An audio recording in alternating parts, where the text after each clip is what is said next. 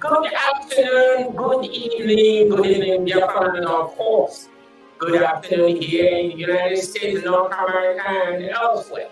We welcome you to this edition of Biafra Restoration Talk. My name is Black. We are live here on the studio of ABVet. ABVet, ABVet, American Biafran Veterans. So we are live here on the studio. We welcome you anywhere and everywhere across the globe where you are. The theme for today is Biafra and the distraction called obedience. Yes, obedience. And it has become the norm. It has become everything that everybody, people are calling about obedience. And I'm telling you, I am not really comfortable with that obedience. But we are going to get deep into what they are talking about with this so-called obedient thing. So we welcome you, Biafrans all over the world, friends of Biafrans, sympathizers. Now remember, we are also live here, and you can reach out. You can even call us and tell us what you feel and how you feel about what is going on in Biafra land as well as here in the United States. We are coming to you live from this studio of ABVet, situated in the nation's capital. When I say national capital, I mean United States capital. Yes, the capital of the world. That's where we are broadcasting. And without Washington, D.C., I don't know what you have. I don't know what you need. So we are live here on this studio, and we welcome you. You can call us, talk to us live.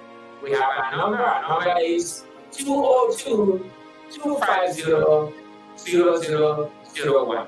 That number again is 202-250-0001. Call us, and we will be glad to hear from you and learn from you. Maybe you can even teach us some things that we don't know. We will be glad to hear from you. So once again, ladies and gentlemen, Biafrans all over the world, we welcome you about this training. Yes, kudos once again to our sponsors, American Biafran Veterans, and of course in collaboration with Omada Biafra Worldwide. We also salute members of Biafra government in exile and Biafra shadow government in Biafra land. We acknowledge our interim Prime Minister in the presence of Maazi. Yes, he will. So once again, we call on all Biafra organizations and believers of Biafra freedom to come aboard this unstoppable, yes, guided Biafra train. We are reaching out across the globe and requesting that you join us. Join us at the end of the day. We all brothers and sisters. And don't forget, we also live right now on Facebook and every other media that you can think of. So once again, we say, come on board and watch. It's going to be interactive. It's going to be entertaining. It's going to be educational. And without you, it's not going to work. That's why we say, when you feel like coming in, just call us, reach out to us. And the number here on the studio once again is 202-250-0001. Right? Dear friends all over the world. Come on. We know how it is. We thank God, the great Elohim, maker of heaven and earth, creator of the universe. Oh my God. We know him, you know him, I know him. Without him, nothing happens. And we know he is right here with us, guiding and protecting us. Yes, the great Elohim will protect Biafrans because he is our Father, he is our Maker, he is our everything. So once again, we say welcome. Welcome, and once again, all our organizations, Biafra organization, you believe, we know you believe, so why don't you come on board and join us? We thank once again ABVet, and Umada Biafra worldwide, unstoppable leads. So once again, thank you and welcome aboard this train.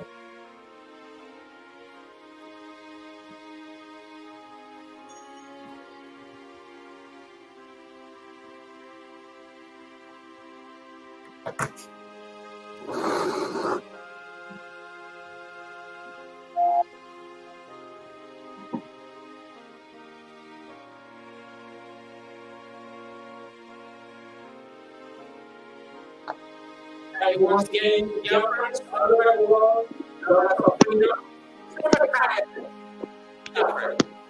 we salute you, and we hope we are going to get to our destination. Let me start by today and start talking about Europe or Nigeria. And I'm going to go through this synopsis of the Europe or Nigeria. And remember, you can comment anytime you want to comment. We are live here on the studio. Once again, our number is 202-250-0001. So, the great Elohim, the great I am, the great Yahweh, only created one. Father of ancestors, ABVet. Don't call it Abraham, that's okay. ABVet, Abraham, is something. Brought us to the land flowing with milk and honey, called Biafra. Biafra, B-I-A-F-A-R-A, Biafra, meaning literally, come and squeeze in with force. Come and squeeze in with force.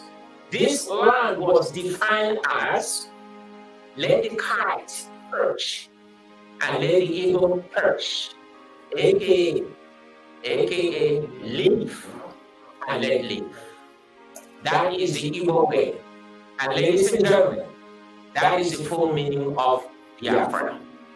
So, the Portuguese first landed, and of course they acknowledged us. We traded with them peacefully. However, when the invading British savages landed on our shores, our nightmares became real up until now. Wow. What a thing. What a thing to talk about. What a thing to talk about. That we have been on this nightmare since these British savages arrived in Biafra land.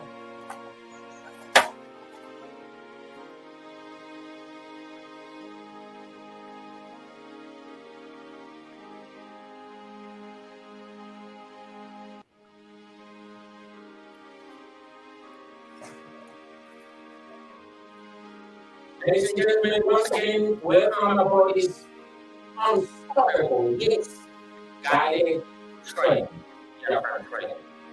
And don't forget this Biafra thing is actually his spirit. And you know when it says spirit, you know human. And it's called spirit. Spirit. They have the power. They can do and undo. And you better recognize. So once again, we are live here on the studio of ABVet, American Biafran veterans. And of course, in collaboration with OBIDIENT worldwide, OBIDIENT Biafra worldwide. What a beautiful name. What a beautiful name. So we welcome you again to Biafra across the globe. We still ask you to come on board, and we are here live. Call us when you want to say something.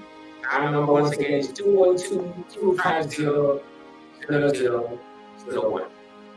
So, the invading British savages forcefully amalgamated Biafrans with some incompatible nations.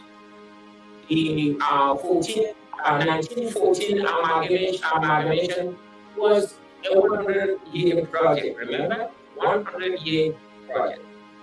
Meaning, they signed this document. Remember, we didn't sign this document. Biafrans didn't sign this document. Biafrans didn't assent to this document. Wow. 100-year project. So it was in 1914. And it was in 1914 and the 100-year project. Guess what, ladies and gentlemen, Biafrans? The Nigerian project has expired.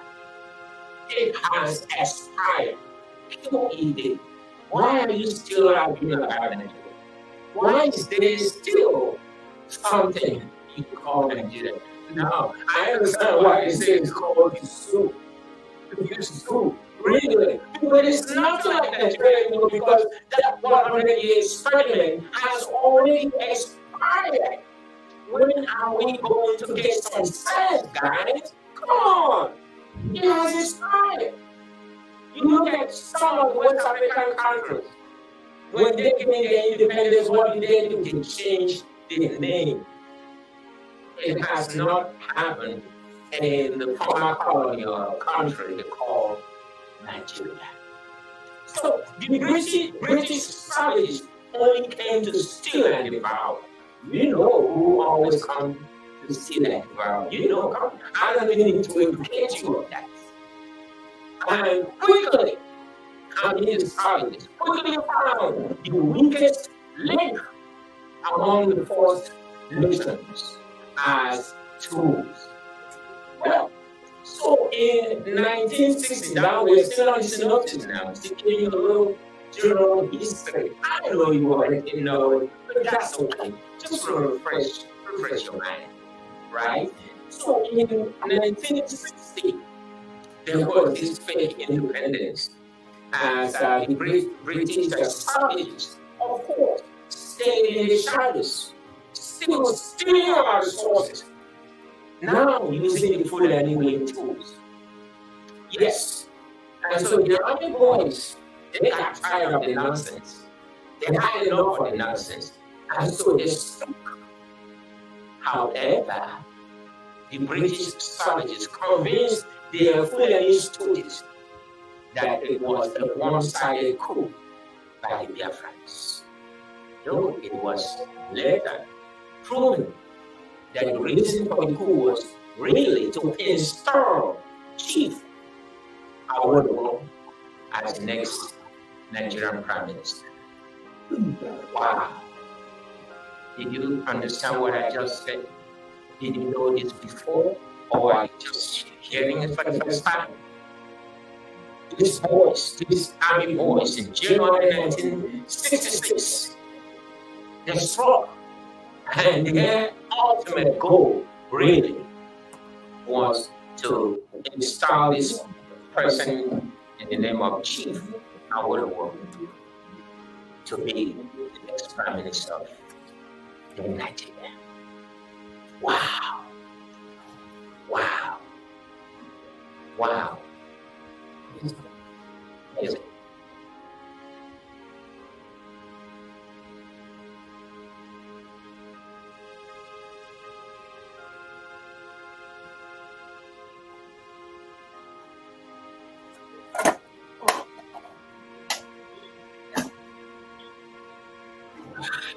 Ladies and gentlemen, so there was, of course, a military coup by Fulani in July of the same year, 1966, encouraged once again by the marauding British soldiers, wherein the interim military head of state in the person of Major General ABVet and his host, of course, Lieutenant Colonel Faji, they were killed by his guns.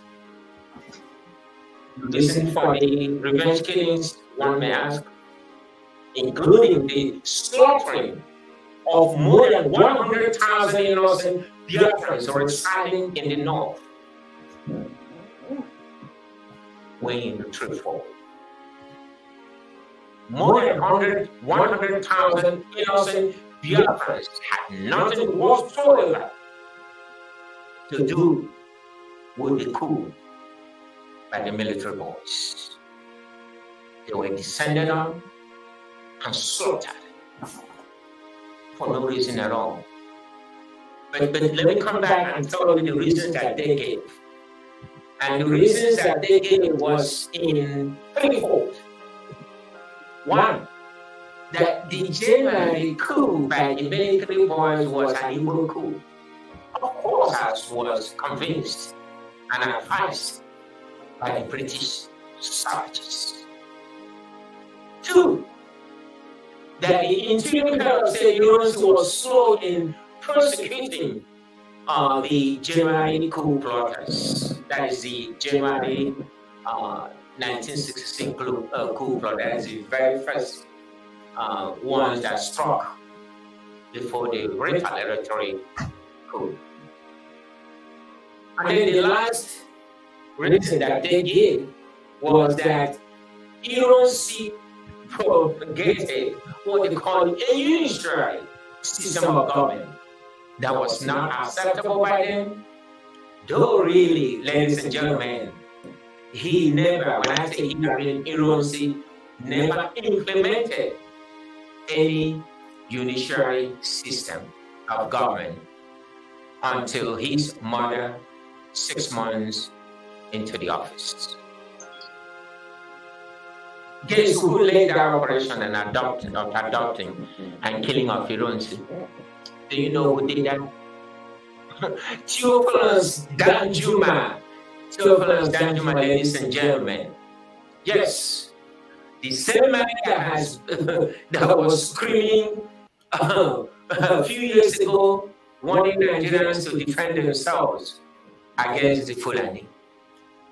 Wow, the same man that killed Ironsi and his hosts, Lieutenant Colonel Faji. Yes, a few years ago, he was out there warning everybody that Agon and Ankreka, you know how to say it, and that the Fulanese are ready to strike, to do the needful. Ladies and gentlemen, Biafrans all over the world, you know what they say. God cannot be mocked. God cannot be mocked.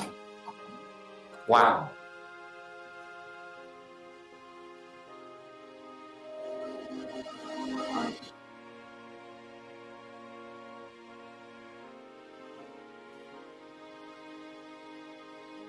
Constantly synopsis, ladies and gentlemen, and feel free to call me here on this studio. The number once again is 202-250-0001. We are live there from the studio of ABVet, trying our best to reach you, to educate you, to entertain you, to let you know about this expired country they call Nigeria. Still, like, you know what people say, when still on our eyes, disturbing us and troubling us. Ladies and gentlemen, we say welcome once again. Those in Biafran, we say welcome. Welcome aboard our train, and we want you to listen very carefully as we go through this educational thing that many of us already know, but I bet you some of us don't know. Many of us don't know, or even if we know, it's been a long time. So chances are people have forgotten. You know, what did they say? They said many of us are short memory. We cannot even read. I'm sorry to say that that's what people say, especially people that are outside our domain. That's what they say. Oh my God, what can you do without history? You don't even need to memorize history. All you have to do is just understand history. If you understand history, trust me, when they say history repeats itself, if you are aware of history, you are not going to let history repeat itself, especially those ugly history that we will not even want to talk about. So, ladies and gentlemen, Biafrans all over the world, guess what? Fulani, guided once again by their British slave masters, has been practicing a unitary system of government, even as we speak right now. Remember what they said? Remember the reason why they condemned Irancy, why they killed Irancy? Because Irancy introduced a unitary system of government. Wow, they have been using that even now as we speak. First, the Fulani fraudulently claim to be more in population. Yes, that's what they're saying. And they are using that. Two, the Fulani use this false claim in creating revenue disbursements and centralization of power, controlling 68 exclusive lists and dominating 774 local governments in the expired country called Nigeria. Number three, the Fulani control everything in Nigeria today using still the false population thing. The National Assembly, you know it. All security apparatus, you know it. And the army, of course. The army. Always the army. Yes. The Fulani army that produced the 1999 fraudulent constitution that must not be touched. Yes. That's what they're using now, even though this same country called Nigeria has already expired. They are still using that fraudulent constitution. So, with a dominated National Assembly, who changed the 1999 fraudulent Fulani constitution? Who is going to change it? Guess what, ladies and gentlemen? Someone should ask some of our naive people about this question, including our brother. We love you, Tony Nat. Someone should remind you something really, really, really funny about Tony Nat. He comes around and he tells you about the reason why Nigeria doesn't work. He even tells you why it's impossible to change the constitution, the 1999 constitution. Yet, Tony Nat still believes somehow, some way, that some miracle, you wave this magic wand in the air, and then the constitution, the fraudulent constitution, will be changed, dominated, produced by the Fulani. Oh my God. I don't know. I don't know. Just physically. Well. When I see something going on in my hometown, Biafra, so simple, little problem harmonized into the bigger problem. Look at it, it's really heartbreaking. What happened here in exile? Because guess what? What goes up? What's the question again? What is? Bongo sequel, yeah. What goes up must come down. You remember the song, right? What goes up must come down. One day is going to happen. And like I said, Biafra is a spirit. And maybe not too many of us believe this. But how can you predict what a spirit can do? You don't know. You are a mere woman. And that's all you have. And that's all you are. Things are happening because guess what? We are even powerless. We don't even have anything to show. We can't even walk together sometimes. But guess what?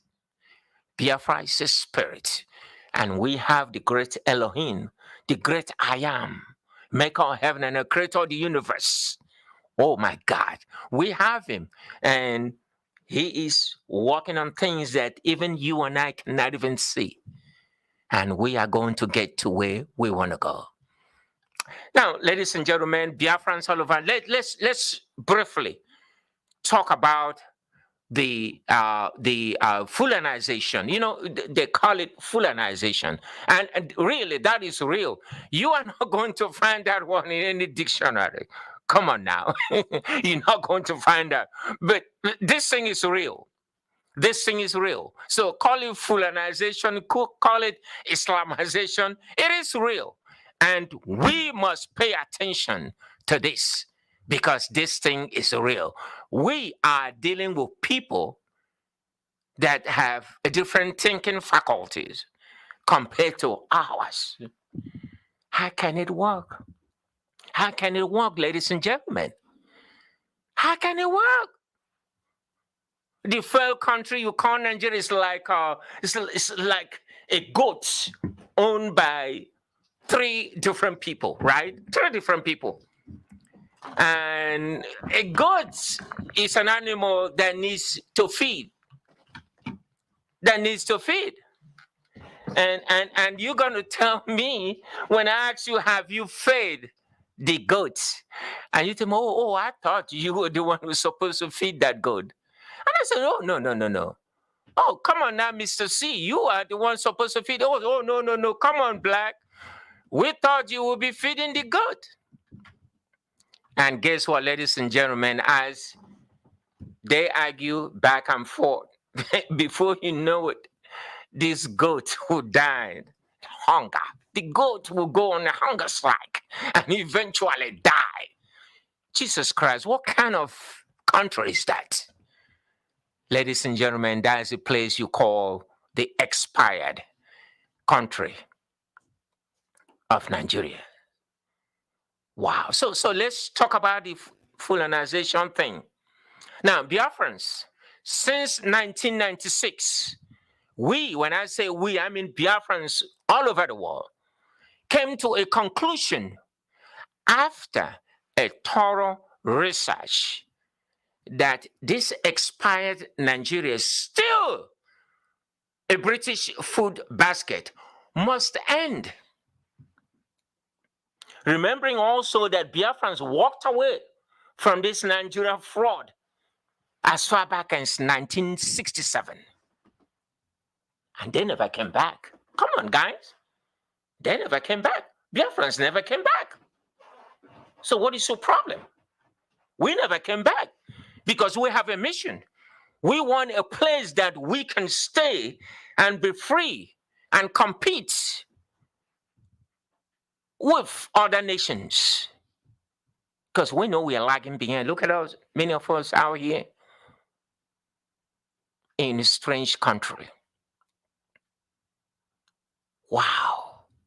And when we say, look, this thing is not working, we need to go our separate way peacefully.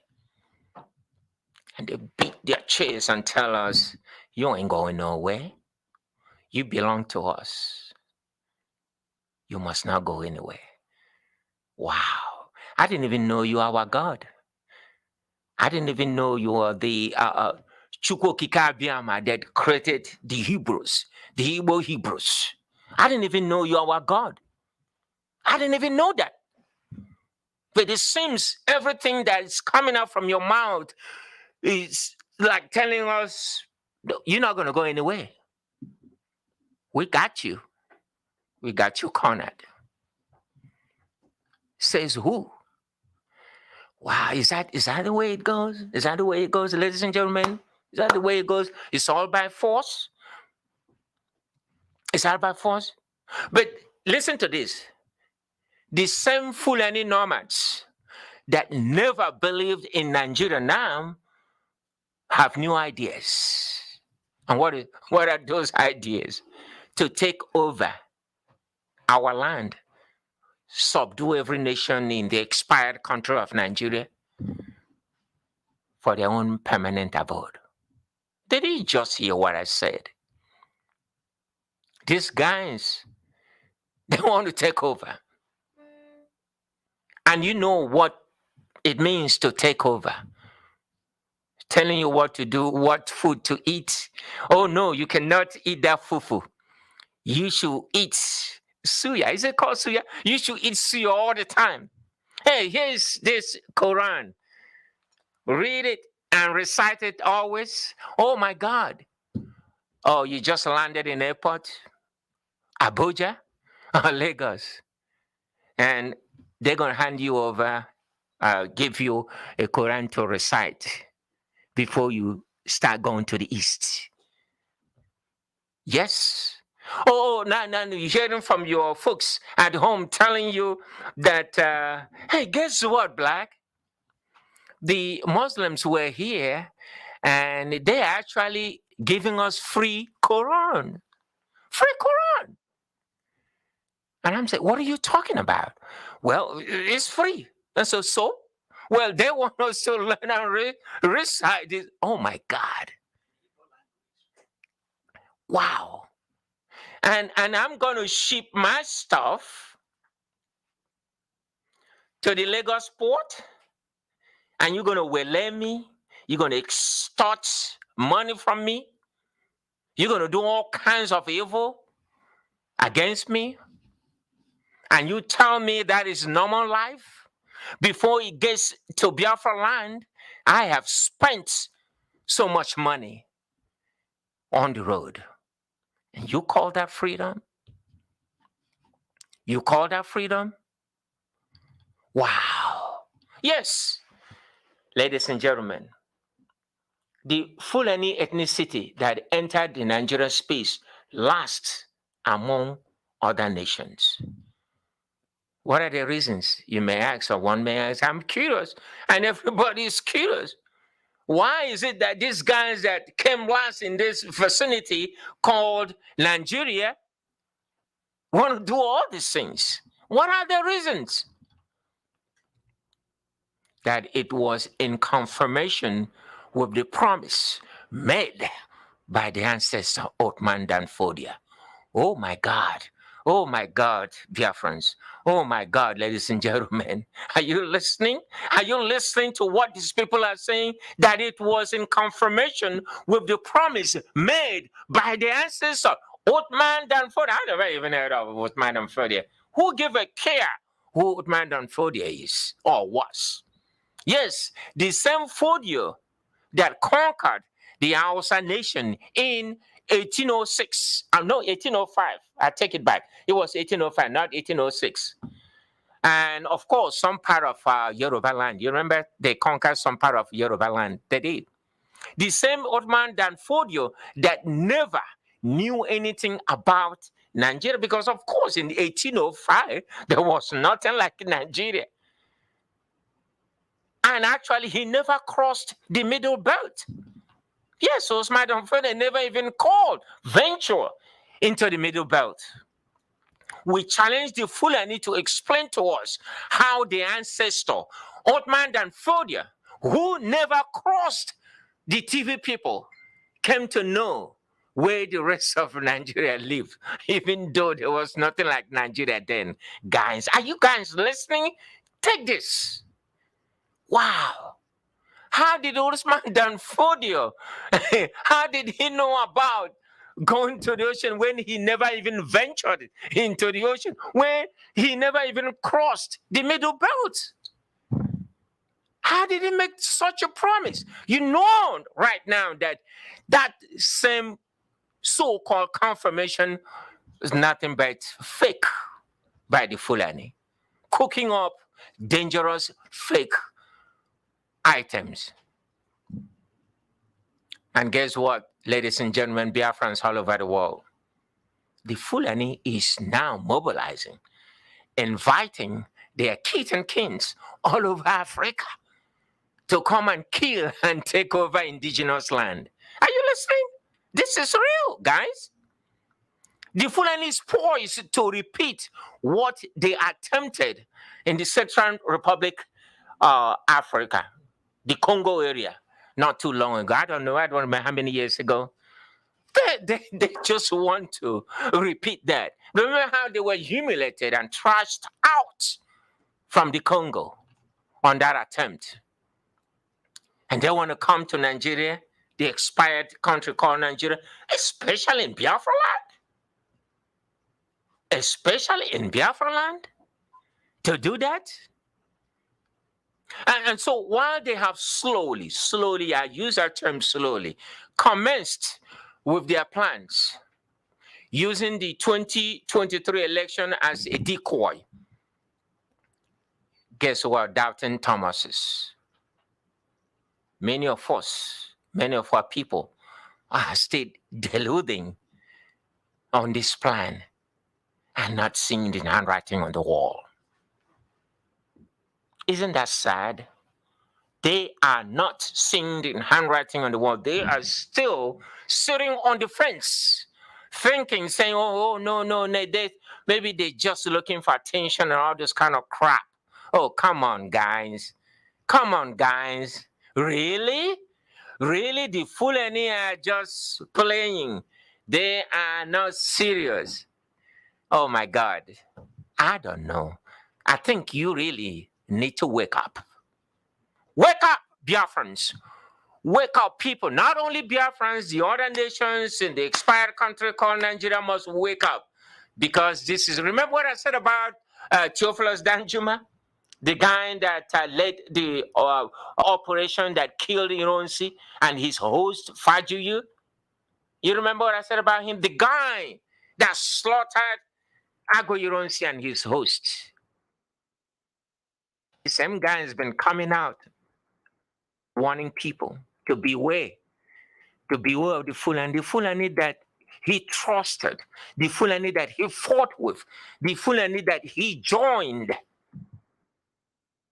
Wow. Wow.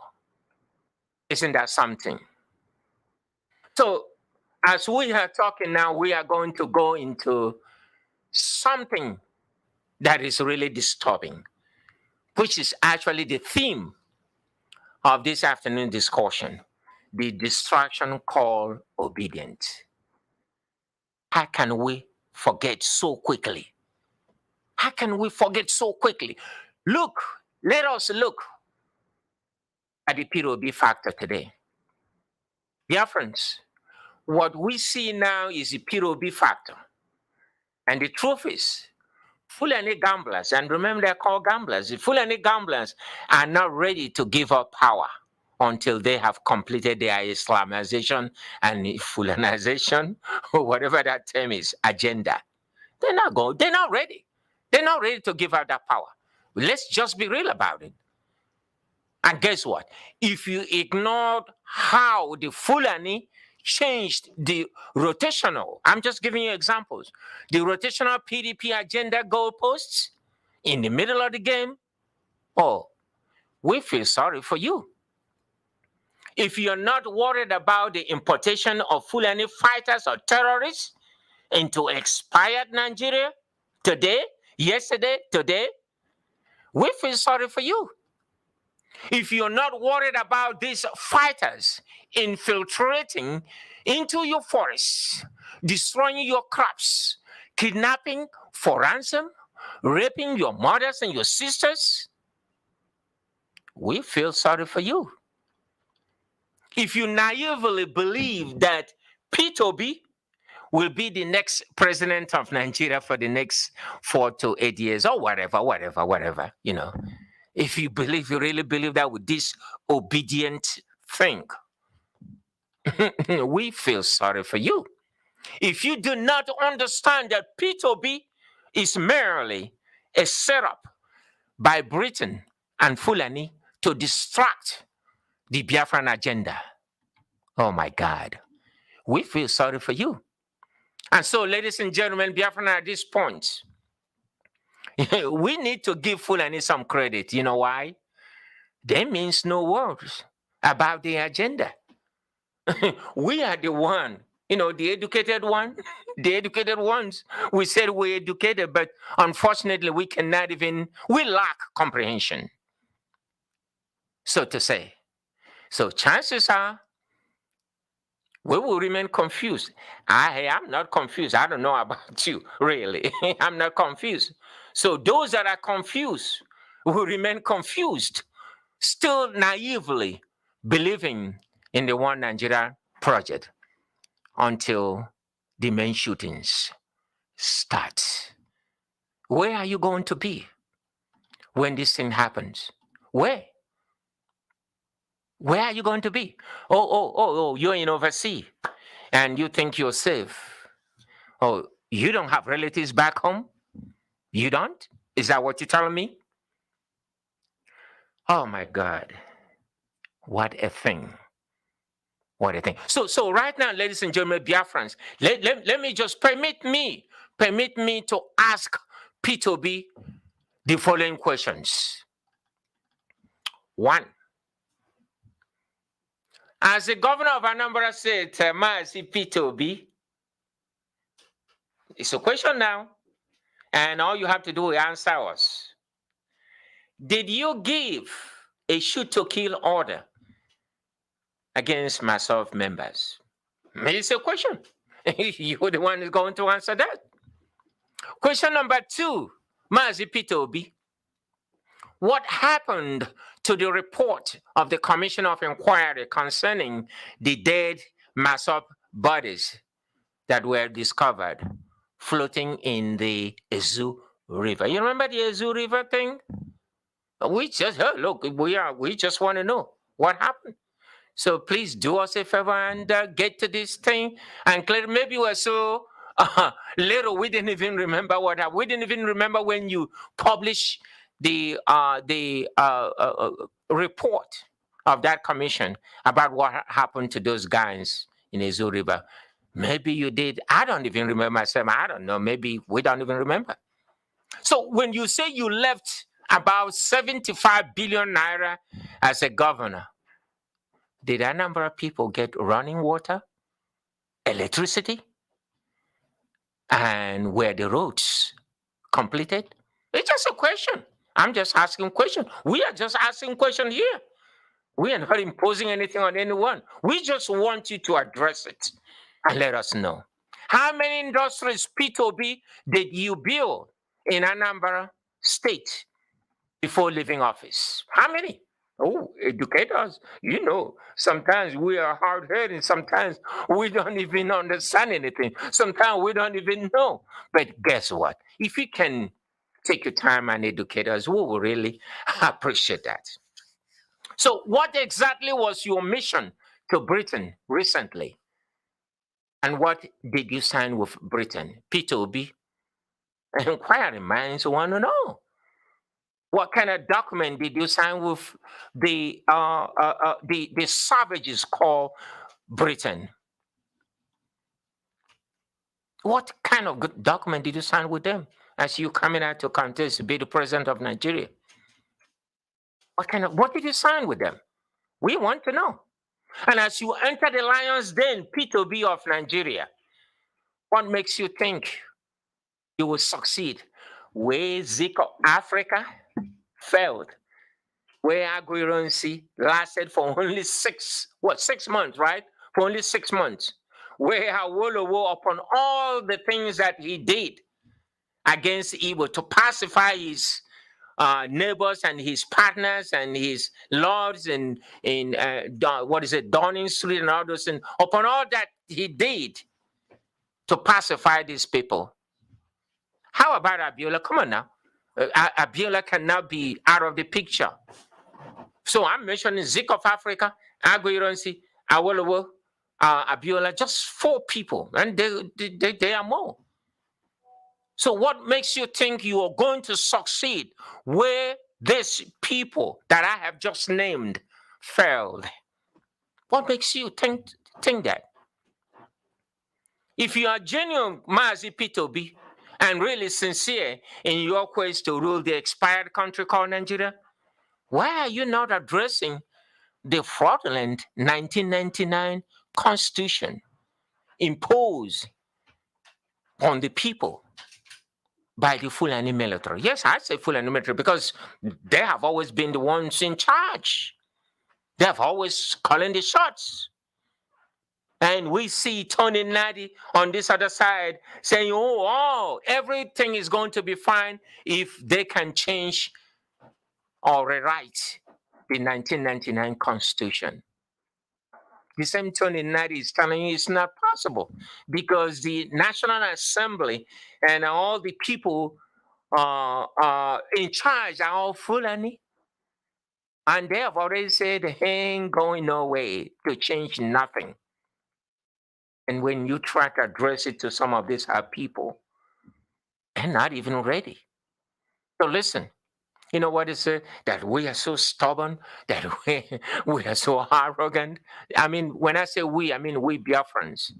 It's part of our thing. Always stubborn. Even when you are talking to them, even when you're trying to explain to them what is going on, they're not ready to listen. Okay, so why are you not, Peter B, why are you not addressing the importance of zones already established for the regions in the expired country called Nigeria? Why are you're not even addressing any of those? Why do you keep talking about saving money and not addressing the pitiful, pitiful plight of your people in the expired country called Nigeria? Peter B.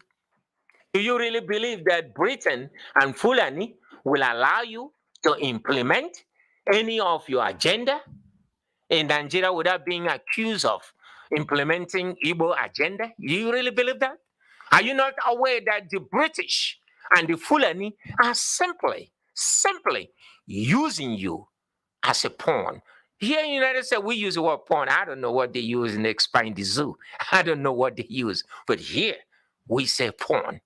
Do you really not believe that they are using you as a pawn? So lastly, P2B, here is a brotherly advice, Do not forget the proverbial fly that went down with the cops, ignoring warnings.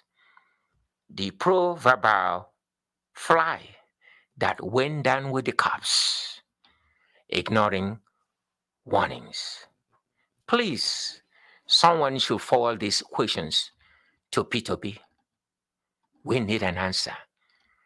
And so, ladies and gentlemen, Biafrans all over the world, once again, you know, we are live here and you can actually call us, text us, or call us 202 250 We are here. Call us and we'll be ready to have a chat with you. So now, what next, Biafrans? What next? I tell you what is next. That we Biafrans walked out of Nigeria in 1967 and never came back. We never came back. That in 1996, Biafrans all over the world came to a conclusion that our nation, Biafra, must be restored. That our so-called leaders have compromised, and they are the ones that put us in this dangerous situation. And that we never consented to the false entity called Nigeria, the so-called amalgamation. That the British experiment called Nigeria expired in 2014 and therefore should be dissolved very quickly.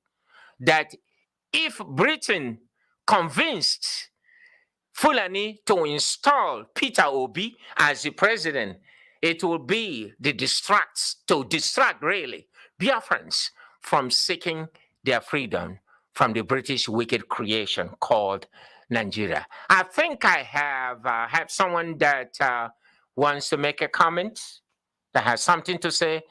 I'm seeing a lot of ladies, a lot of ladies who are ready to say something.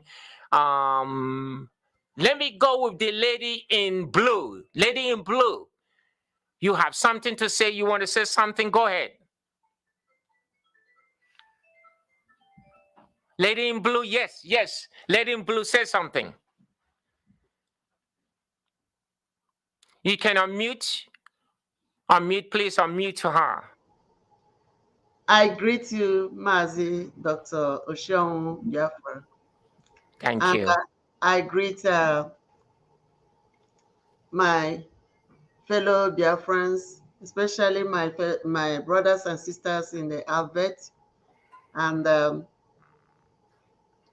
we always appreciate what you people are doing to create this awareness and to make sure that our people survive this gruesome massacre, genocide, ordeals that have been going on in our land. The Nigerian government and their British allies with the world superpowers that aligned with them.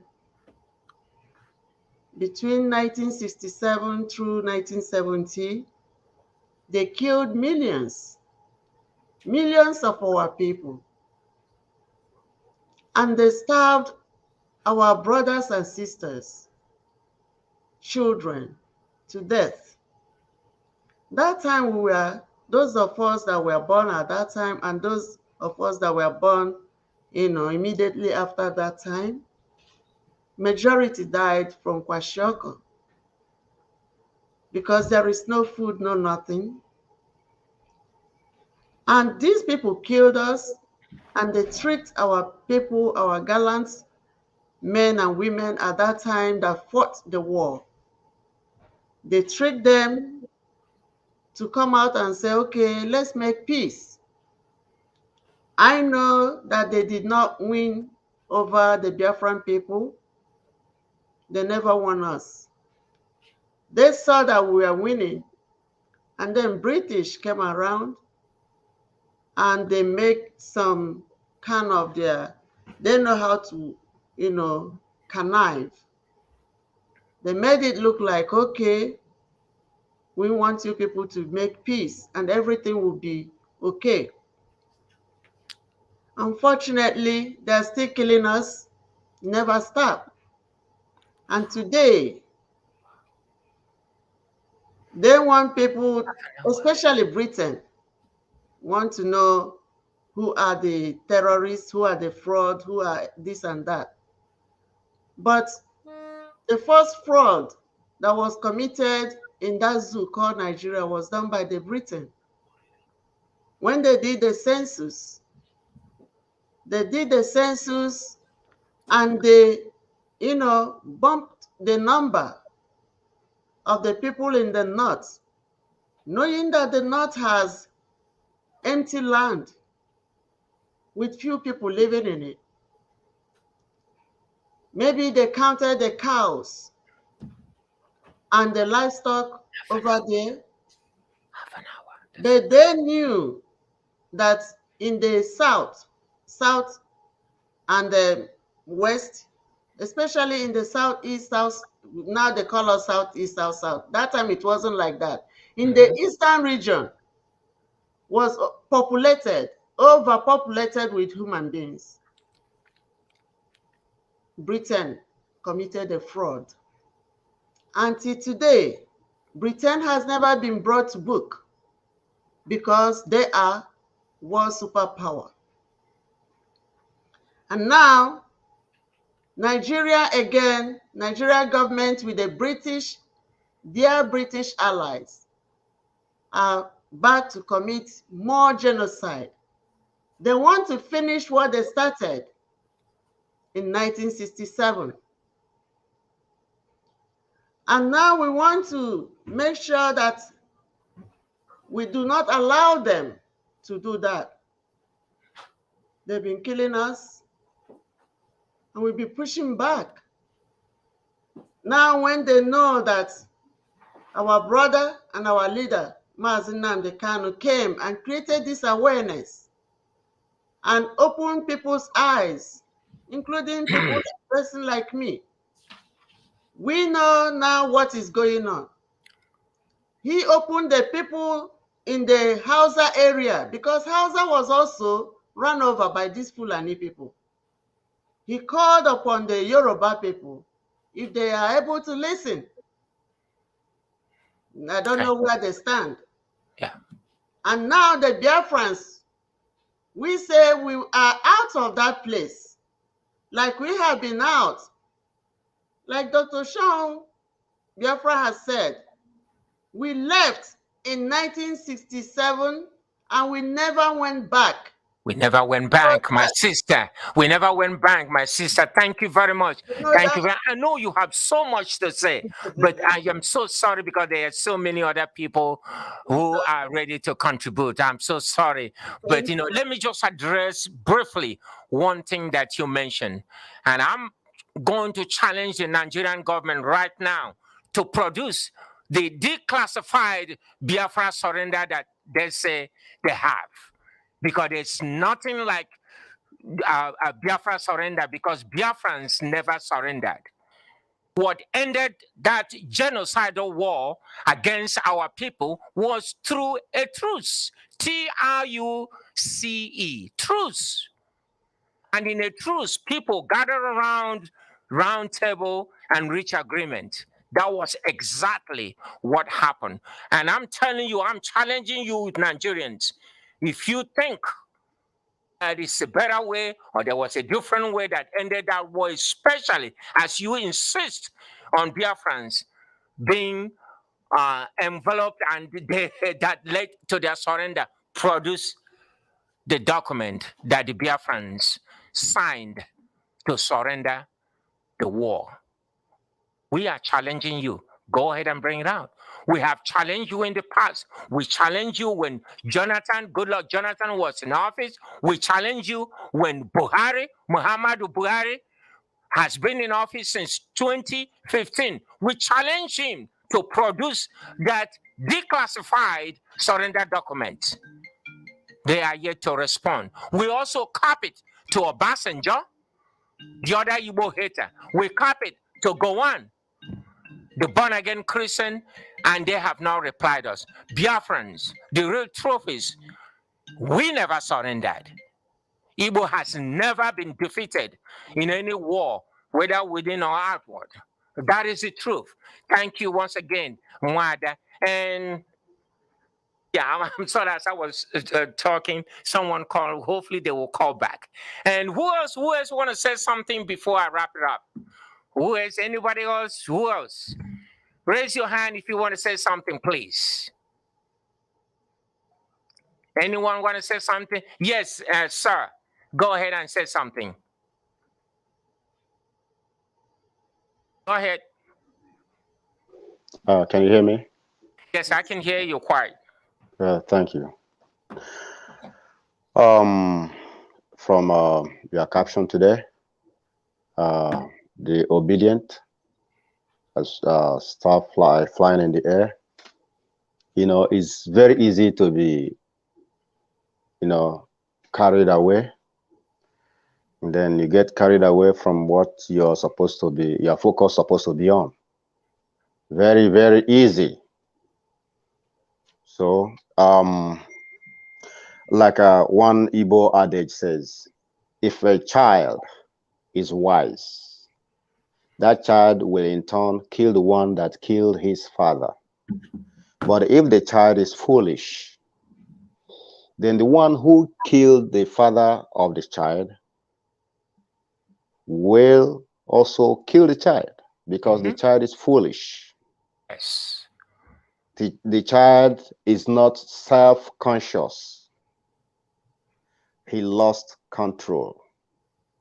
He lost the dignity of self-recognition. Now, Obi, the people that going with the, I don't know, should I call it slang? Should I call it parlance? Or what should I call it? The street word. Yes, speak up. If you can just hold, let me get this call, please. Hold on for a minute. Hello, what is your name and where you calling from? Hello. My name is Itoy Kumo. I'm here. I'm calling from Washington, D.C. Yes, sir. Speak your mind. Yes. Great show. Thank you for taking my call. Yes, sir. Sure. My question is, we know the ultimate mark of freedom. If a person is able to carve their own destiny and rule their own destiny, that's the ultimate mark of freedom. And so-called Nigeria has never been able to carve our own destiny. We've always been under the influence of the colonial monsters, the British. And we know already also that the British and the USA they are both allies, they are buddies. Whatever the British do, the USA support. whatever the USA does, the British support. So how do we expect the USA to allow us to carve our own destiny away from the British? What kind of steps do we take to prevent the USA standing in our way of carving our own destiny? Thank you. Thank you, caller. We appreciate you. We appreciate you calling us. And what a great question that you have posed. And let me just tell you this. Over the years, as you are aware, that we have been on this movement since, all of us, since 1996, we've been on this movement. And I will tell you this. The first time they looked the other way. And when I say look, I mean United States.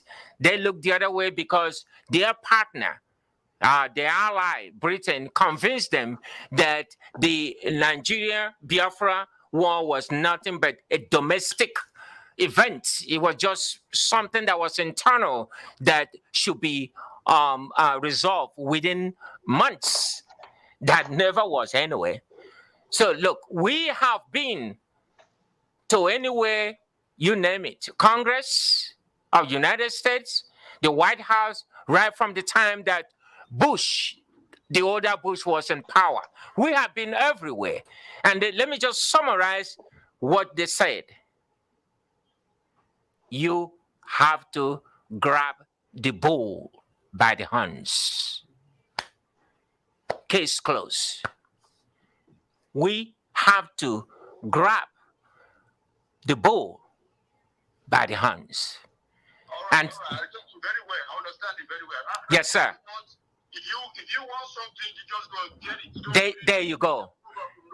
There you go, bro. There you go. We really appreciate you because, hey, nothing comes easy. Nobody is going to give you anything at a platter of gold. You have to work for it. You have to go for it. You have to grab it.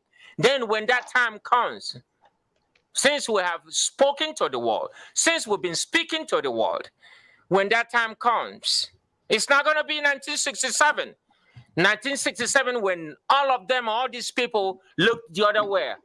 This is 2022. Different ball game, my brother. Thank you for calling in. We appreciate your call. Thank you. So we are still live here, ladies and gentlemen, Biafrans all over the world. We are still here. And you can, of course, still call us here live 202-250-0001 in Nation's Capital, sponsored by ABVet, and of course in collaboration with Umada Biafra Worldwide. I am telling you, this is awesome, and we are still going to keep trying until we get to our final destination, which is Biafra. While I am waiting for the next person to come on board and say something that they want to say, let me also round it up by saying these things. Biafrans, listen to this. We have been calling for a peaceful separation from the expired country of Nigeria. But guess what? Our traducers have been calling for war. Guess what? They must understand that they hold no monopoly to violence. Nobody does. So it's up to you if you want to underestimate the next person, the next man, the next woman. Britain tried it. The savages, I mean, they tried it in the past. And they found out that it was impossible to defeat the Biafrans. You remember what happened to King Jaja of Opobo? King Jaja of Opobo was a wealthy man who ruled everywhere, manipulations on a good way until the British came, the savages, until they came ashore. They wanted to take over from King Jaja, and King Jaja said he wasn't having it. He was not having it. And what did they do? They came for a peace settlement, just as they came for a peace settlement in 1970 to end the Biafra-Nigerian War. I'm saying it was a peace settlement. There was no surrender. I'm repeating myself. Just as they did And guess what? It just as they've always been playing this game. They come to your face and you think they are your friends, only to bite you right from behind. That's exactly what they did with King Jaja of Opobo. And we know the rest of the history. So we are still live here, ladies and gentlemen, Biafrans all over the world, listening and paying attention. It is entertainment. It is interactive. It all is also educational. We want you to come in and say something. And we have another young lady. I see another young lady. Is that Pink? There's another young lady I see in pink. And she has this fancy cap also. Oh my God, this lady is looking serious, very serious. Hey, Mr. Presenter, Presenter, I had something going on. I had something going on before you cut me off. To let room for the guy who called on phone. Can you make it just 1 minute? 1 minute, please. All right, go ahead before the lady in pink, before she comes in. Go ahead, sir. Okay. 1 minute. Well, I think I'm going to go more than 1 minute. But no, if you don't have room for me, you need we'll keep it some other time. All right, yeah. I'm going to extend it to 2 minutes. I have people here who want to say something. So I will extend it to 2 minutes. Please, 2 minutes. Okay. 1 minute is not going to be enough for me to make a complete sense. What I'm trying to say, I'm going to put it in an alliterative oxymoron. You know, the obedient thing is a kind of a bravado. It's time for us to embrace reality.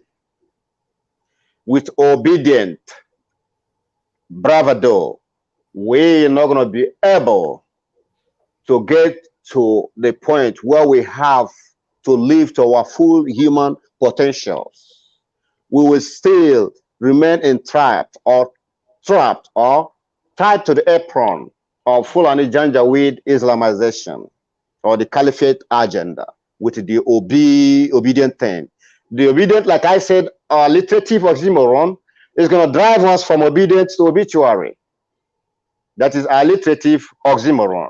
That's what I call it. Obedient to obituary. The West will say obituary. I say obituary. So that is what is there.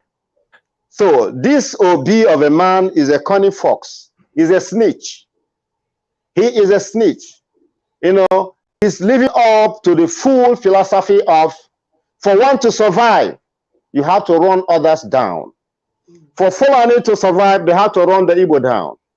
For Britain and the West to survive, they have to run Africa in general and Igbo, Biafra in particular, down. That is what they're doing. That is what they're living off of. But as an Igbo man, we have to borrow some knowledge from the Holy Book, Bible. For in the book of Mark chapter 3, Jesus vividly points out, no one can go into the house of a strong man to take what is therein without first of all tying the strong man both hands and legs. Then you go in and plunder the house and get what you want. But our people are so lily-livered. They want God to send another Moses from across the blue sky to take us home. That ain't going to happen. Our destiny, we should take, like you said before, pull the bull by the horn. We have to take our destiny into our hands. And when we do that, Britain is a strong man, America a strong man, together they're all strong men. We have to summon courage, tighten up our behind, and go into the strong man's house and plunder what we want, just like they've been doing to us. Yes. It is vividly spoken out there in the Bible. Yes. I have a lot more other things to say, but because of the limit of your time, I'm going to put it here. That is why I needed more than 2 minutes to make a complete sense. Yes, Thank you.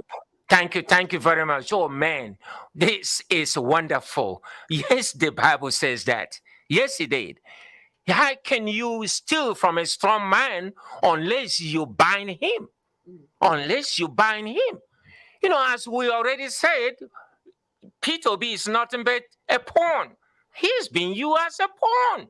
You know how we said here in United States, when somebody is being used as a pawn, that's exactly what it is, sir. And you are absolutely right. We have to grab the bull by the horns. They've already told us that if it ain't broken, don't fix it. Go do what you got to do. When the time comes where we have to come in, we're going to come in. So, ladies and gentlemen, Biafrans all over the world, start with this. What is America doing? What is Canada doing? What is no. You need to come on board this train. You need to join us. You need to come in and contribute whatever small of sense as well as your resources to get this job done. That's what we are looking for. All right. Thank you, sir. The young lady in pink.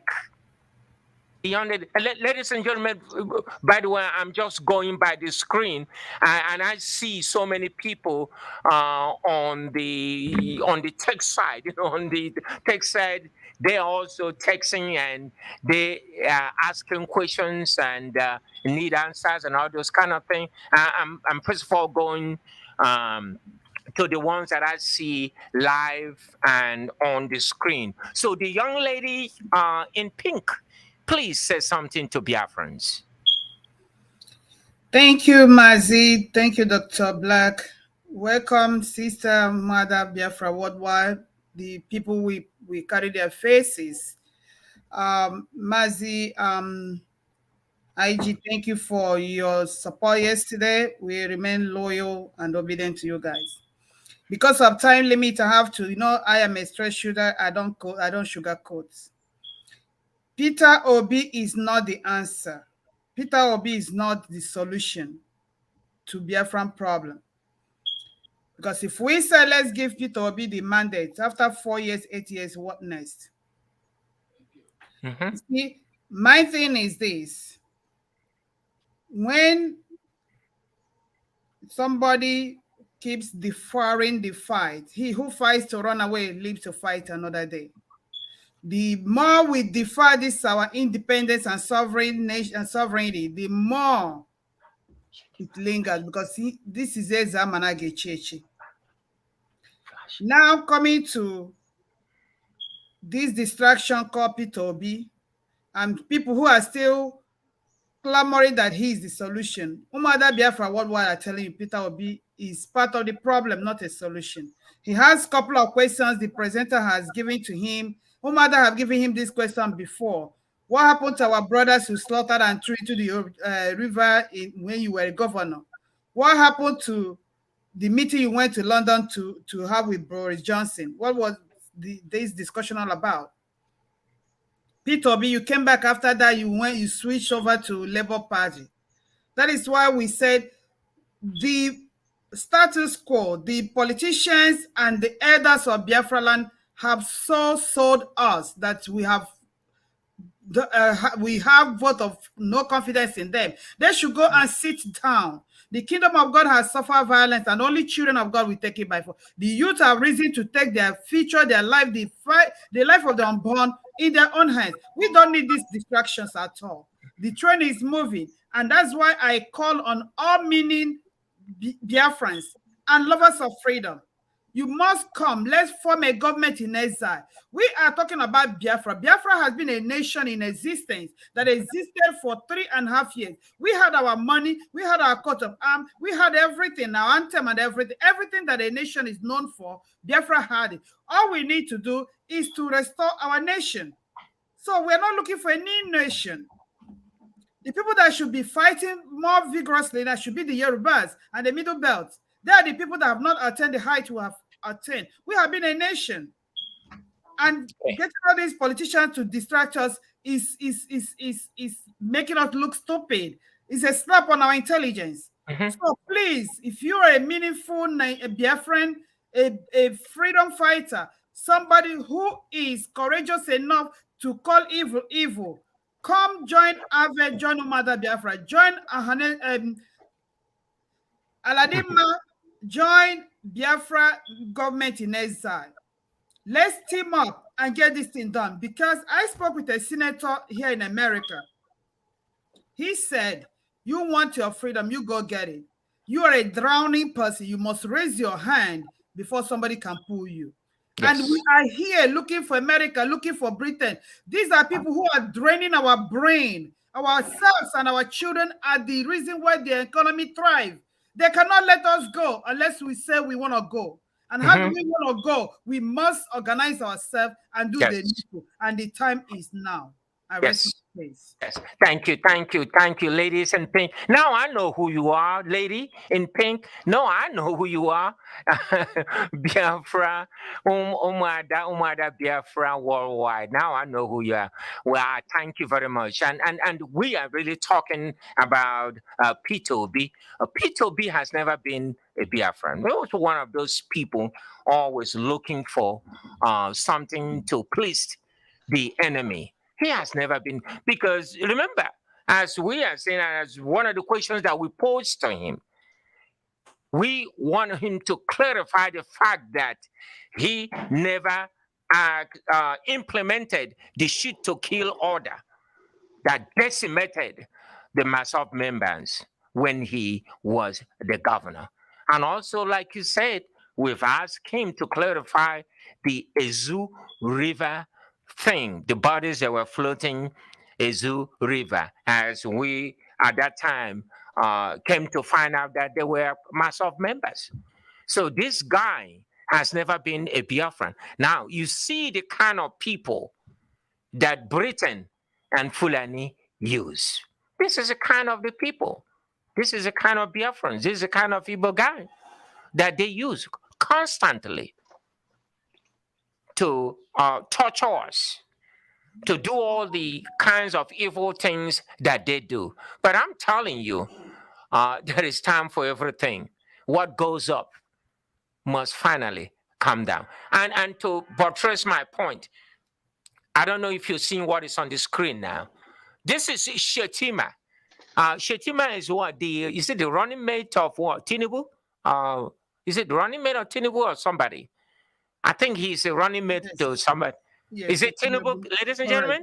Muslim, Yes. Muslim, yes. Look at what Tinubu said recently. I think it was either yesterday or today.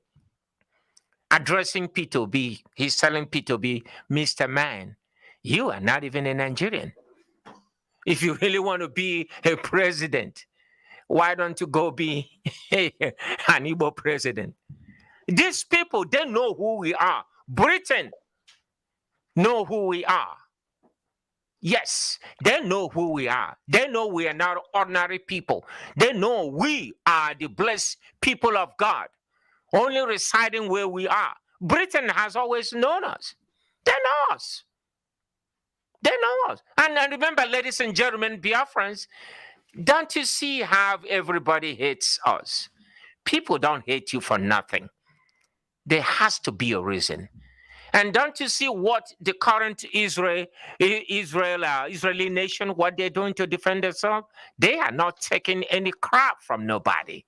You kill one, they kill 20. And we are going to adopt that method. And I'm telling you, this guy is telling P2B, you're not even a Nigerian. Meaning, this Shetima already, convinced in his mind, just as his other fellow Muslims, that P2B is a Biafran. But is P2B listening? Is he listening? He wants to cry more than the bereaved. He's going the Zik way. And we know what happened in the Zik way. He wants to go the Awolowo way. Was Awolowo not humiliated? Was Abiola not humiliated? Did they not kill Agoironsi? How come you cannot see the handwriting on the wall, P2B? And those that are asking you to go obedient. What is obedient? Man, come on, take a seat. Take a seat because you ain't square. You didn't even do anything. They call you stingy because you saved some money in Anambra. And you never even use this money to do anything in Anambra. And now you want people to come and bless you and worship you for being a saver of Nigeria, going to be a saver of Nigeria? Are you kidding me? Are you serious? Why are our people not thinking? Why are our people not reasoning? Why are they not reasoning? And I have so many texts coming in, people asking questions. Can P2B share with Biafrans what was discussed in his meeting with Boris Johnson in Britain? You know, we mentioned that already. Can P2B ask P2B what he plans to do with the 1999 Constitution? P2B is not even addressing any of those things. He's not. He's not. Oh my God. He is a pawn being used by Britain. And you know, Nigeria, the expired country called Nigeria, is nothing but a basket food for the savages called Britain. It's just a basket food, nothing else. They cannot survive without Nigeria and the other African countries they keep stealing from. And ladies and gentlemen, Biafrans, listen to this. Things are really shaping up. We are powerless. We don't have any power. But we have Chukwu Okike Abiama. Chukwu Okike Abiama is really the driver of this movement. Chukwu Okike Abiama is really the one making things happen. Do you know why? Britain. We know Britain is not even in control of Britain. Muslims are almost in control of Britain today. We know that. And guess what? Scotland is going for their third drive for separation. Scotland, they are on the third drive right now. And guess what? Wales is also on the verge of asking for separation. We already know Northern Ireland and all those, you know, they have they have a defined territory already. They can easily go their way, leaving the so-called England to be. So God, the great Elohim, the great I am, is really working on our behalf. So it's going to be wait and see. But he also said, you have to fight back. You have to fight back. You cannot realize, yes, I'm going to do what I'm going to do. I don't think like you humans. I have my own way of doing things. Nevertheless, whatever you believe in, fight for it. Put up your armor and fight. That's why we're asking Biafrans all over the world, across the globe, come on board. Those Biafran organizations all over the world, we need to have a unified approach to get what we want. That's the way it is. That's the way it's going to be. So Biafran, rise up. I have people on the line. I have people who are posing so many questions. I want us to discuss these questions. And I'm going back to the lady in is it blue? Yeah, the lady in blue. Lady in blue. If you have something, do you have something else to say? You can please. I'm giving you only 2 minutes. Go ahead and say it. Lady in blue.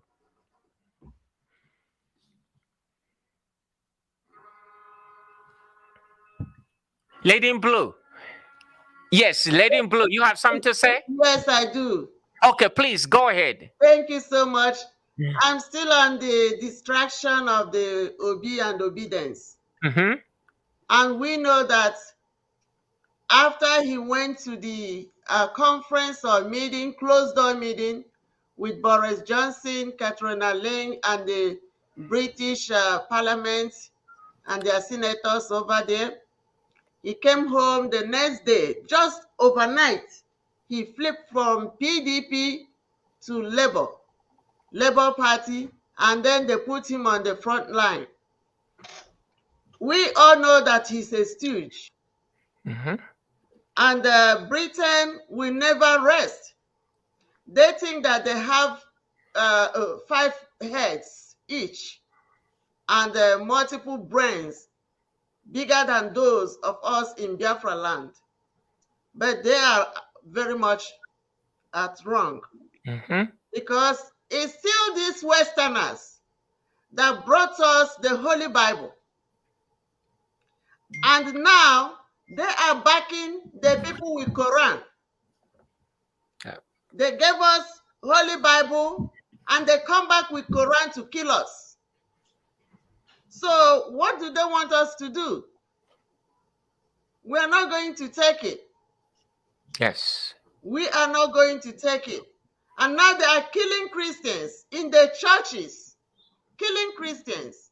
And what I'm asking is, when they say we, the Christians and the Southerners and the Easterners, they do not fight back, do not be violent.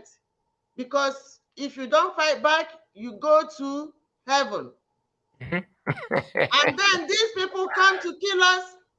They have their guns, they have their ammunitions, and then they come, they kill us because they have subdued our brains, making us believe that when we are at peace, we go to heaven. And then they come and butcher us. They are also going to heaven because their Quran said when they kill the people that are not Muslims, they go to heaven. And then the Christians say, if they kill you and you don't fight back, you go to heaven. I'm telling my people, fight back so that whichever, I don't know how many heavens that are up there. Yes. Okay? My people should fight back. Yes. So that you kill them back, whatever heaven that they are going, let us all go in together. Amen. Because Amen. they cannot kill you. Now it happens that if they kill you, go straight to hellfire. Yeah.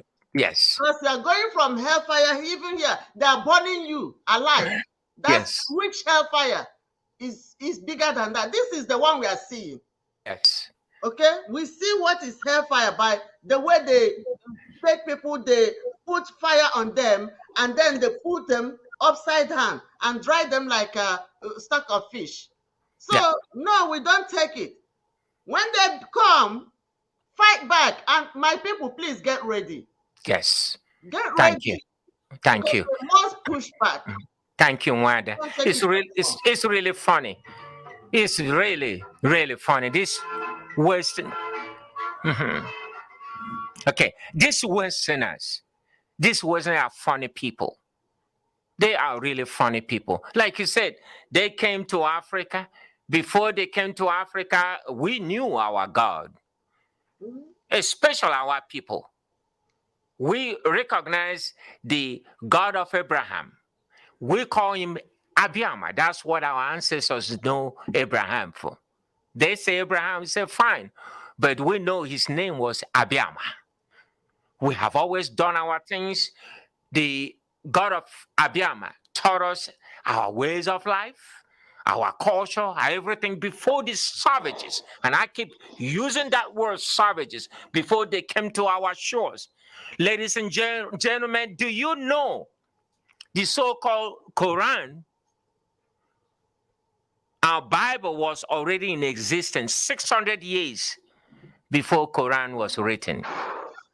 Do you know also that the so-called Quran is nothing but a plagiarized version of the Bible?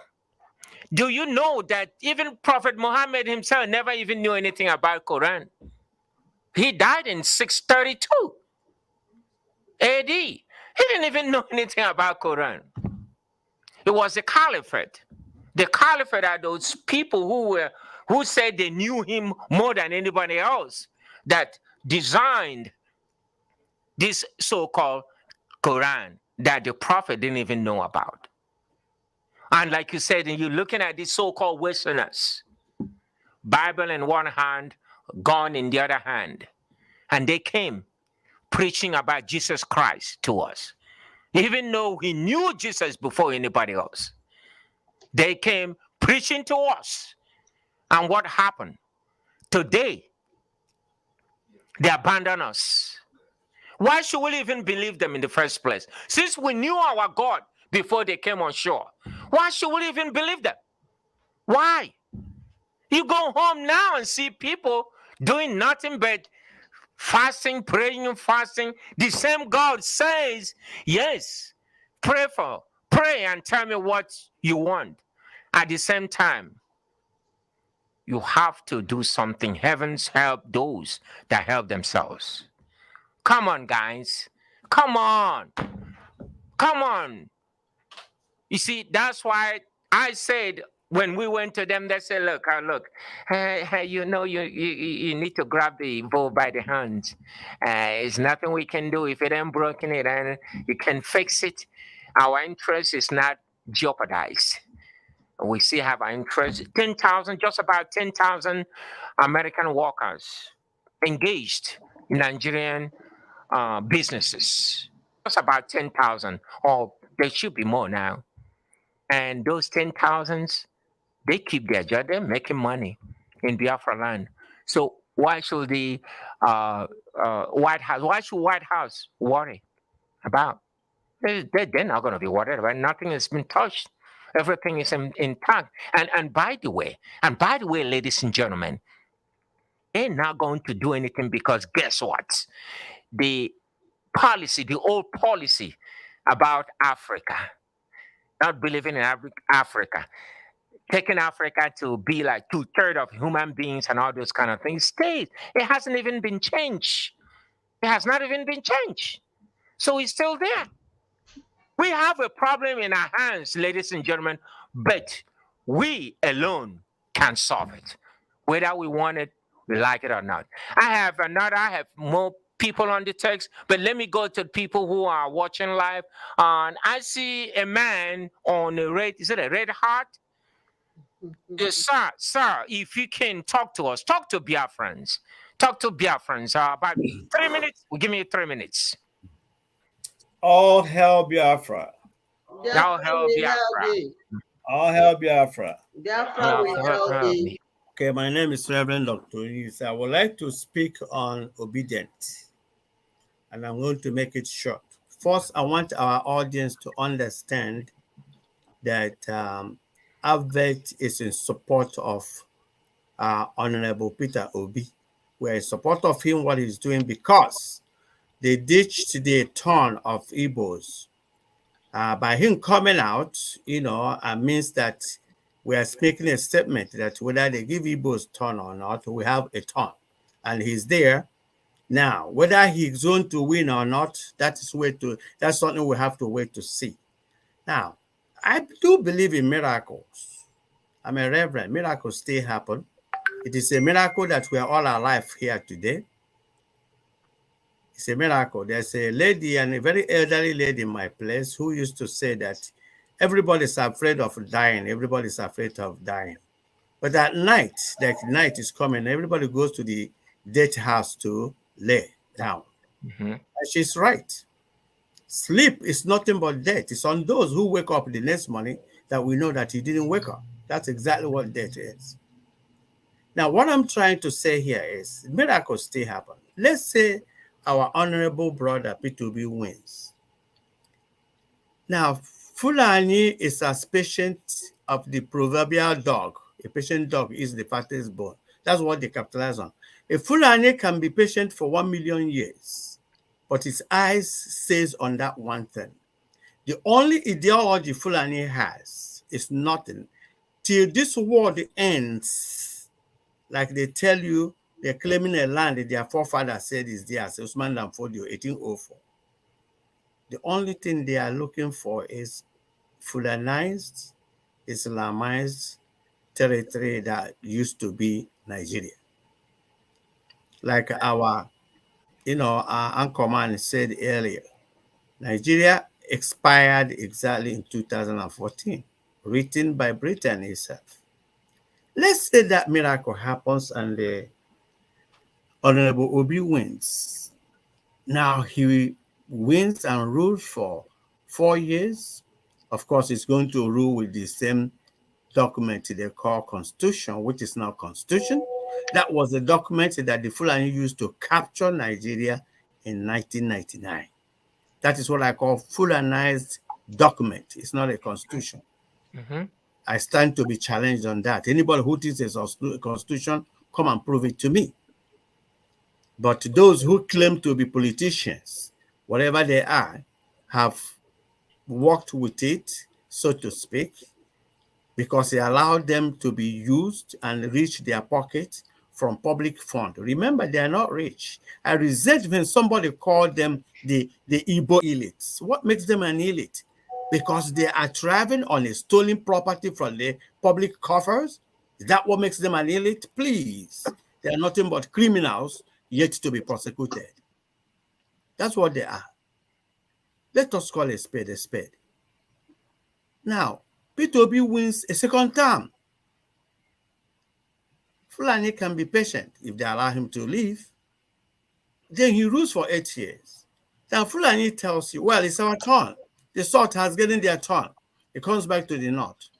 So how are you going to stop the Fulani from continuing the agenda? The Islamization, Fulanization agenda. The very one Nigeria, the Southwest, Yoruba man has in mind. The very one Nigeria, Woro Wanzik had in mind is not what the Fulani has in mind. They have their own one Nigeria they have in mind, and that differs from yours. Zik and you don't see, if people who are diseased could hear, dead people can hear, they are turning and crying in their grave, because the reality today is that they have now come to realize that the one Nigeria they were fighting for is not the one Fulani was fighting for. And that's the mistake being made today by those people in the Southwest and Southeast, even Middle Belt, who think that they have one Nigeria. The one Nigeria the Fulani wants. Please don't forget this one Nigeria. That's Fulani one Nigeria. Yes. It's a Fulanized, Islamized Nigeria, ruled only by Fulani and ruled with no other law but Sharia law. Do you know what Sharia law means? Yeah. Our women, your faces cannot be seen again. You talk to your brother, another man, you get killed. The list is endless. Go read it. I repeat, the one Nigeria Fulani wants is Fulanized, Islamized Nigeria, ruled only by Fulani, ruled with Sharia law forever and ever. Yes. And of course, they have to exterminate us, adult male, adult women up to 9 years old, and then impregnate the 9-year-olds up to repopulate them, and they become the country they want. Yes. If you doubt me, the history of Biafra, the book of the history of Biafra is open. The book of the history of Nigeria is open, and I'm writing my own chapter. And this is my introduction. This is the introduction of my chapter, the definition of Fulani One Nigeria. Do not forget, if you doubt me, Fulanization has been completed by Buhari government. If you doubt me, what position, especially in security, that is not held by Fulani? Go check. Yes. Fulanization has been completed, and that's why they're so desperate. That's why they refuse to give the Igbos a turn, because they don't want an interlude again. Because Jonathan was an unexpected interlude in the agenda, in the Islamization, Fulanization agenda. So they don't want any more break. That's why they're so desperate. Getting Tinubu, who is quarter to go. I'm going to be reading them. So I want to stop here to let you know. Thank you. Thank you, Doc. We're not angry. We're not against our brother P2B. It's just to let you know that if he doesn't know, please take this message to him. Yes. And of course, Chijireja Vola, it's a question of few days, few months, and then we will know who was right. Okay, thank you, Doc. We appreciate you, ladies and gentlemen, Biafrans all over the world. You see the beauty of being a Republican, which is the way of the Igbo people. We are free. We have free minds. We come in, we tell it the way we feel. It's up to you if you want to kill us for telling our minds. We never hide our minds. So you listen to what Doc just told you. He said, hey, look, I like the idea that this obedient in this P2B of a mind is coming out. Say he likes it. And I'm telling you, you never know. That could be true. Because you know what they say at the end of the day, about also, I go a mile. We don't know what is going to happen. But Imano, Chuko Kikabiama, Matago, Oma already. He's the one channeling this movement. He's the one working on this event. We are even helpless. We don't have anything. We don't know anything. But you know who he is. So we thank you, Doug. We thank you for your contribution. And let me just take a minute to read what so many people are questions and all kinds of things that they are asking us to ask P2B, of course. Let's see this. The first one says, Britain wants to use P2B to divide the Biafrans. And if you can leave that, please. Okay. Let me read another one. Say, please ask P2B what he plans to do. Oh, what he plans to do. All right, he has covered that again. I cannot see it. All right, let me go back to the first one. Okay, please ask P2B what he plans to do to stop the Fulani growing occupation of Biafra land. That's one question. There's another one that says, can P2B share with Biafrans? Can P2B share with Biafrans? You covering Mr. Engineer. I just want to read some of the stuff that the public, a lot of Biafrans, we have them. We have so many of them, ladies and gentlemen. I just wanted to acknowledge and read them so that they will know. Okay, this other question say, can P2B share with Biafrans what was discussed in the meeting with Boris Johnson in Britain? That's another question. And I have so many of them. Ask P2B what he plans to do with the 1999 Constitution. Ask P2B, we also mentioned that if P2B believes in the election and that he can win, why is he not putting his money in the campaign? Oh my God, that's a very good question. Why is he not putting his money in the campaign? That's another question. Ms. Engineer, that's another one. Assuming through a miracle, which is what Doug was just saying. Assuming through a miracle, Peter Obi wins 2023 election and is able to rule. What happens to Biafran after 4 or 8 years? Guy, that's an awesome question. Biafrans, compel P2B to tell you what he discussed with, with what? Yeah, with Britain prior to the switch to Labour Party. Guys, there's so much suspects about the agenda of P2B that is going on. At the end of the day, we are going to find out. You know what they say? You cannot hide smoke in the ground. We are going to find out. We Biafrans are going to find out. P2B is being used by Britain. He is a stooge, a warrant chief in the making. Biafrans, do not be deceived. Allow no election in Biafra land. That's what somebody else just sent.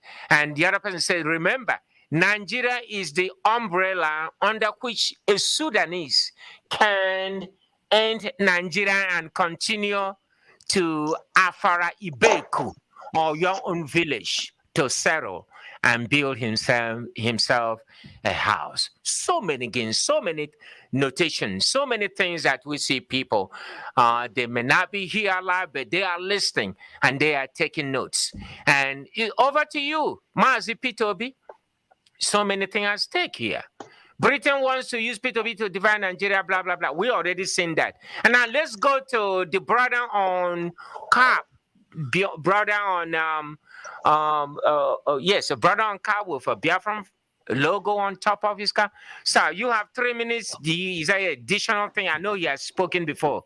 Any additional thing that you want Biafrans to hear, listen, to absorb? Thank you. Thank you. Am I on air? Yes, you are. Okay, thank you. Yes, we've said a lot of things today, and so much to be said. So it's not going to be our mission. It's going to be a mission that is going to be accomplished within hours or so. And I want to thank you, Mr. Anchor, for taking this weight to host today's epoch. And the studio engineer, you have done a great deal of job today. Umada Biafra Worldwide. I want to thank all the frantic effort you're making towards achieving this our set goal or aim. Every one of us, we got all our hands in one deck, pursuing one thing and one thing only. We're in that vehicle, and that vehicle is on a one-way trip, and that trip is Biafra, nothing else. Yes. And then we have a deadline to achieve Biafra. But in all of this, there are groups or individuals who excel. And this altogether, ABVet is excelling towards achieving Biafra. ABVet, in conjunction, in collabo with Umwada Biafra Worldwide, ably led by Wada Ndidi and Rosemary. Forgive me if I don't call your name in full, the way it is, but I know you are. And the spirit with which you are pursuing, the spirit of cohesion, the spirit of understanding, the spirit of unity, the spirit of one force, leaning forward in the foxhole and achieving the aim. Now, I want to distinguish one thing out. The difference for those who are listening and for those who will hear about this honorable unit called ABVet. ABVet is bringing all the forces together, all the forces, all the units, all the front, looking for Biafra, fighting for Biafra by hook or crook. We are bringing them together, even though some guys out there, some people out there are taking the glory that doesn't belong to them. ABVet stands out. ABVet, American Biafran Veterans, is different from ABVet. ABVet is American Veterans of Igbo descent. Their focus is only Igbo, just like Ohaneze Ndi Igbo, just like World Igbo Congress. I'm not trying to belittle World Igbo Congress, but this of ABVet, they don't want to have anything to do with the Biafra or the Biafran colors. They are so allergic to the Biafran colors. They don't want to hear it. Probably they are listening to this or they're going to watch this later on. This is the guy you labeled recalcitrant or whatever it is. What was that word? Recalcitrant. Yes, Help me pronounce it well. Yes, recalcitrant. That I wasn't following others. That this I'm from the ABVet section or unit. The people who are positively minded and set to achieve Biafra. Yes, we are lean. We are mean. We are locked and loaded. We are ready to roll. Our goal is Biafra. Yes. ABVet and the people that lead ABVet, you're hearing me. They did not want us just to let this know, to paint the picture very clear, vividly, loud and clear. ABVet is not for Biafra. AVID, Alpha, Victor, India, Delta. They don't stand for Biafra. They stand for Igbo. So their set goal is not to achieve Biafra. I don't know. They're looking for Igbo nation. But Igbo nation is not on record. Biafra nation is on record. In records as per United Nations, NATO, AU, ECOWAS, the Abri Accord, the Abri in Ghana, where Ojukwu and Gowon met. They discussed about two nations met with two heads of states of that nation, the nations. That's Biafra, not Igbo. Not Igbo. Ojukwu did not go there to discuss Igbo affairs. He went there to discuss Biafra affairs. And whenever nations are called and the world platforms also, Biafra is mentioned. So you all need to know that. So that is why ABVet is uniquely standing in fighting, bulldozing our way towards achieving Biafra, along with other Biafra worldwide. Worldwide. Amen. We are making things happen on ground and in diaspora. People don't know. You don't hear about us. Action speaks louder than word. So we are standing out. We are very outstanding. Know this and know it now.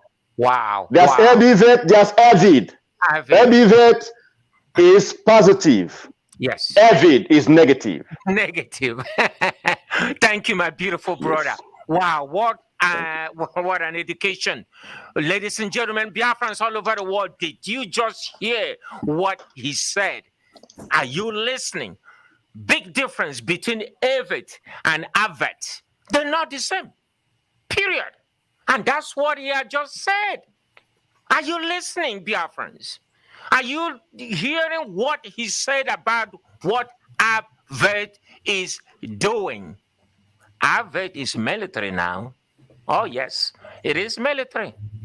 And that brings me closer to Biafra government in exile. We have always had Biafra government in exile.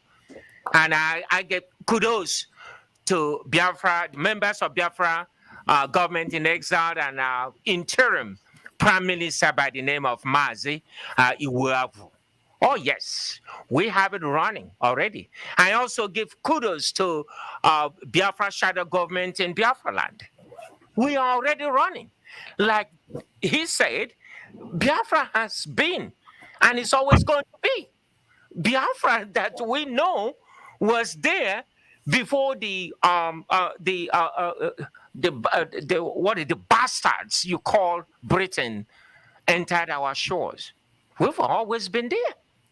Who is going to stop us? Who will stop us? Who are you? You think you can stop us? You've been trying for how many years now? Since 1914? What have you done? You even came back again in 1960, selected the weakest link called Fulani, and they have tried for how many years now? More than 50 years now? What has happened? We move. We move. Because you cannot even do anything. That is a simple truth. We thank you, Mr. Speaker. I mean, the speaker who had just clarified some certain issues. You call yourself Avis. Oh, God.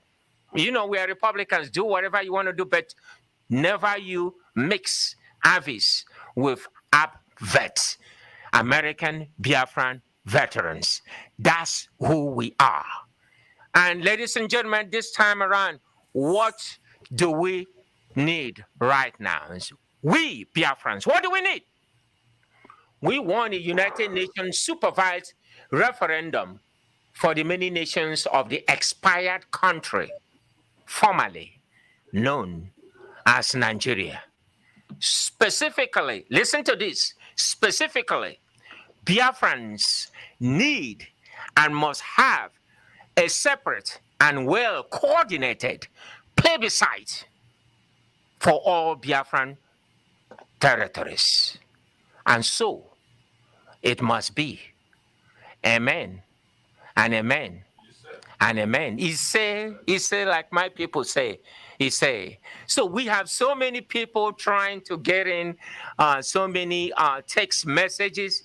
And unfortunately, if I may use that term, we are not going to go through every text. So we thank you for coming in. We thank you for tuning in. We thank you for listening. We thank you for contributing to this discourse. Look, we are going somewhere, and nobody's going to stop us until we get our goal. And our goal is Biafra. It's given because Chukwu Okike Abiama already has approved it. As simple as that. Let us now go home with the lady in pink. Yes, that's the Nwada Biafra worldwide lady. She looks so serious. She always looking so serious. Man, don't mess with this lady. I am telling you. Wanda is at Wanda and Didi, right? Wanda and Didi. Wanda and Didi of Wanda Biafra worldwide. Please wrap it up and send us home. Thank you. Thank you, my honorable brother. Yes, we are military and paramilitary. We are not here to look faces. So, I'm not supposed to be laughing when my blood is being poured on the street every day. So, change the music, then we'll go off air. I'm sorry. Go ahead, Mwada. Yes. So, when I am in this realm as Mwada Biafra, a warrior, a woman on a mission, I'm a different personality. In my real life, I'm a different personality. So when I'm here for a serious business. I have messages for 3 people. The first one goes to Ohaneze Ndibo. Ohaneze Ndibo should get out of the way. They are not representing us. They have sold out. They are not clamoring for election. These are old folks, old men that are speaking with 2 sides of their mouths. George Obioza, Professor George Obioza, Neawodo. We cannot forget what you guys have done to Biafran youth. You guys should clear out of the way. My second message goes to IPOP leaders, Chike Dozem and his group. Chike Dozem and his group have said that there will be no election. Absolutely, we are in support of no election in Biafra land. But now the Ohaneze Ndibo has come out to beg them. Chike Dozem, let the history that happened in Anambra election never repeat in Biafra land again. Umada Biafra will come after you. Life and direct, wherever you are. It's not a threat, it's a promise. If you sell us out again by changing your words and telling our people to go to the polling booths or whatever booths, Chike Dozem, you're going to have a problem with us. We stand with you. We stand by you. No election. That is where we stand. George Obioza has come with his gimmick again.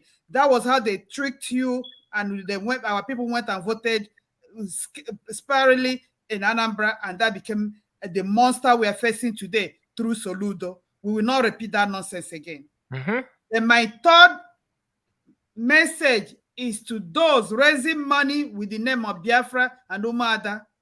We are the original Umada, registered with copyright violation protection on our name. We left Azuka Chaswankwo to do whatever she's doing because for that power of unity and sisterliness and sisterhood, we said, if we are clamoring for unity, let's happy here. But now they are coming out like they want to show a Makwanda Embo. Umada Biafra worldwide will show her. We give her a tip of an iceberg. I promise her that. So they are raising money with our name. They are siphoning Biafra money that will be used. Oyibo is still holding our $747,000, and she has opened a new website, a new account where she is clamoring that people should go and pay money. We will not tolerate this anymore because she shouldn't go Umada, we must salvage our land. She don't go there. Jesus Christ.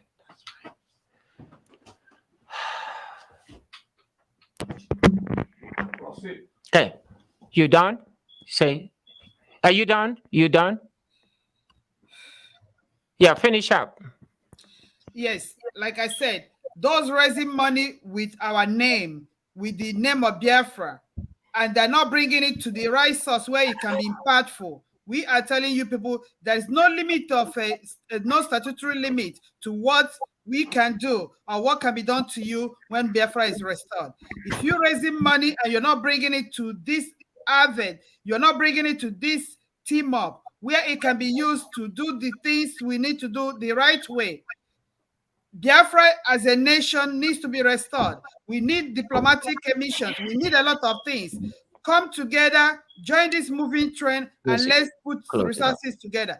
But if you know you are in there for your own pocket, be sure there is no statutory limitation to what can be done when Biafra is restored. So for that reason, the so-called autopiloters, those who are out there clamoring that they are the real Umada, who are fallen angels from Umada, went and formed the Hindu nation Thank you. We appreciate you always. We appreciate you. And ladies and gentlemen, Biafrans across the globe, we thank you for tuning in, and let's do it one more time next time. Thank you and good night. Goodbye. Go up. Thank you.